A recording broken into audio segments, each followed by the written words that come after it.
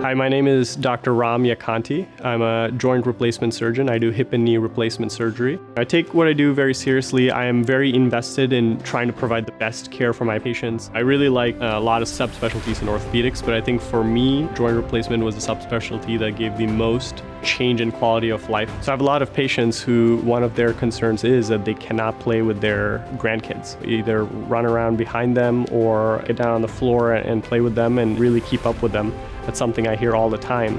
And if you have arthritis and the pain and stiffness is what's limiting you from doing that, a hip or knee replacement might be a great option where we're able to take that pain away, take that limitation away and get you back to playing with your grandkids. The next day, or even the day of surgery, patients are up and walking painless. The arthritic pain that they had is gone. There's surgical pain, but that usually subsides in a few weeks and they're back on their feet. They're able to do what they want to do, if that's sports or whatever activity that they love. It gives me the ability to consistently provide that for my patients, and that's what I loved about hip and knee replacement the most. If you want to book an appointment with me, Dr. Yakkanti, please visit rothmanortho.com.